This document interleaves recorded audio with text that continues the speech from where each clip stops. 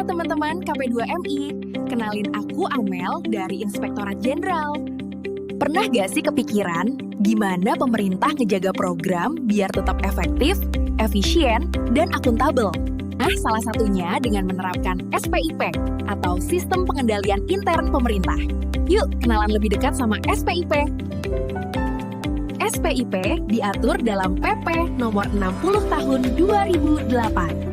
Intinya, SPIP itu pengendalian pemerintah biar tujuan organisasi tercapai efektif dan efisien.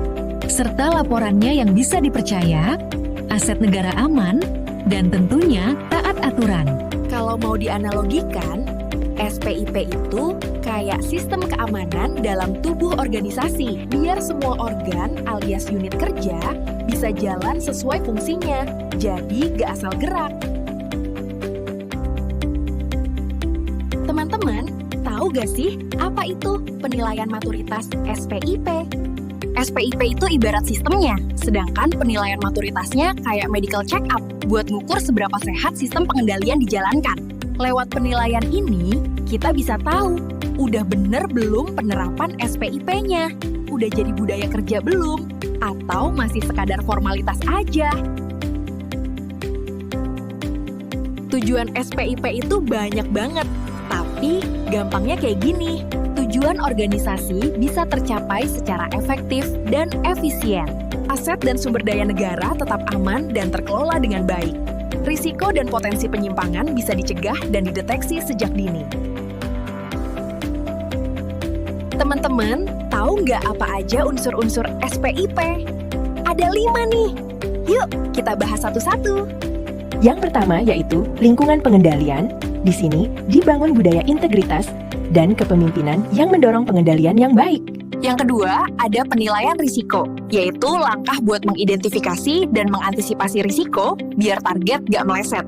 Ketiga, ada kegiatan pengendalian, yaitu pencegahan dan mitigasi buat ngelola risiko, kayak pengecekan dan otorisasi.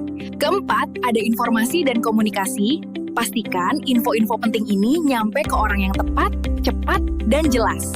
Dan yang terakhir, ada pemantauan pengendalian intern, yaitu proses buat ngecek apakah sistem udah jalan efektif atau perlu diperbaiki lagi. Selanjutnya, yuk kita bahas tentang manfaat penilaian maturitas SPIP. Pertama, bisa tahu posisi level maturitas instansi kita sekarang. Dan tentu aja, ningkatin kepercayaan publik serta pencapaian kinerja organisasi. Jadi kebayangkan kalau SPIP di instansi kita belum berfungsi maksimal, dampaknya bisa cukup serius loh.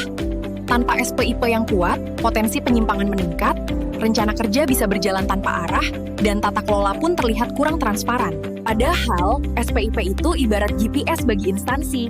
Kalau nggak berfungsi, kita bisa nyasar dan gagal mencapai tujuan. Teman-teman, tahu nggak gimana mekanisme penilaian maturitas SPIP? Prosesnya nggak ribet kok, tapi harus teliti ya. Jadi, ada 3 tahap utama. Yuk kita bahas. Yang pertama, ada penilaian mandiri dengan periode 1 Juli tahun sebelumnya sampai 30 Juni tahun berjalan. Untuk penilaian mandiri ini dikoordinasikan oleh Biro MKKS sebagai perpanjangan tangan dari Sekretariat Jenderal. Yang kedua, ada penjaminan kualitas yang dilakukan sama APIP, dalam hal ini Inspektorat Jenderal. Yang terakhir, ada evaluasi yang dilakukan oleh BPKP dengan periode Juli sampai Agustus tahun berjalan. Nah teman-teman, setiap instansi wajib ngisi kertas kerja maturitas SPIP secara mandiri dan periodik. Yuk simak caranya. Yang pertama, kita unduh format kertas kerja. Selanjutnya, isi indikator sesuai kondisi nyata, kemudian kita lengkapi bukti dukung, dan pastikan semua data udah diverifikasi sebelum dikirim. Hasil penilaian mandiri ini nanti jadi daftar buat penjaminan kualitas dan evaluasi lebih lanjut oleh BPKP. Nah, biar makin kebayang, yuk kita bahas tahapannya. Tahap pertama, ada penetapan tujuan. Di tahap ini, kita mulai dari sasaran strategis, sasaran program, sasaran kegiatan, sampai sasaran rincian output. Isinya tuh tentang gimana kita menetapkan tujuan dan indikatornya. Udah tepat belum? Targetnya masuk akal gak? Dan sebagainya. Kalau jawabannya ya, berarti udah sesuai. Kalau tidak atau T, berarti ada yang harus dijelasin di kolom penyebab dan klaster AOI atau Area of Improvement. Semua diisi sesuai data dan fakta dari masing-masing unit kerja ya.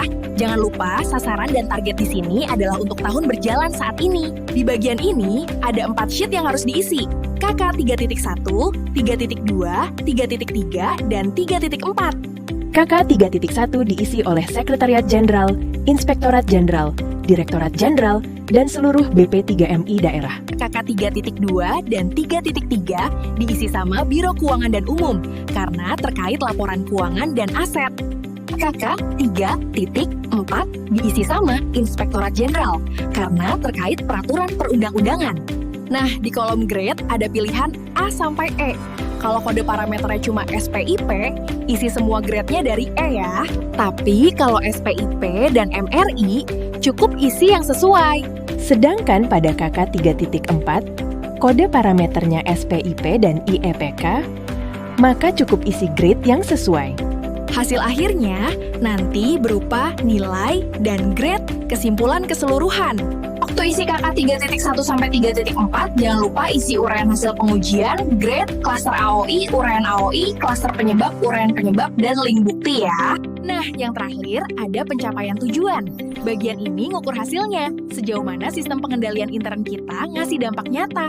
Yang pertama, efektivitas dan efisiensi pencapaian tujuan, yaitu KK 5.1A, 5.1B, dan 5.2. Di sini jangan lupa isi capaian kinerja berdasarkan LKJ atau Lakip tahun sebelumnya ya. Yang kedua, ada keandalan pelaporan keuangan yang ada pada KK 6. Yang ketiga ada KK 7, yaitu terkait pengamanan aset negara atau daerah. Dan yang terakhir KK 8, terkait ketaatan dan peraturan. KK 6, 7, dan 8 ini terkait temuan BPK selama 5 tahun terakhir. Isinya tuh cek realisasi target, outcome, dan opini laporan.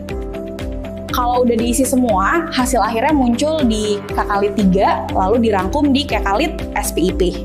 Untuk informasi lebih lanjut, silahkan hubungi pengampu inspektorat masing-masing. Nah, itu dia teman-teman, sedikit gambaran tentang SPIP dan pentingnya pengisian mandiri kertas kerja maturitas SPIP. Pengisian yang benar dan lengkap bukan cuma kewajiban administrasi, tapi bentuk nyata komitmen kita buat memperkuat tata kelola pemerintahan. Bersama-sama, kita hadirkan pelayanan publik yang makin baik untuk semua, terutama bagi pekerja migran Indonesia.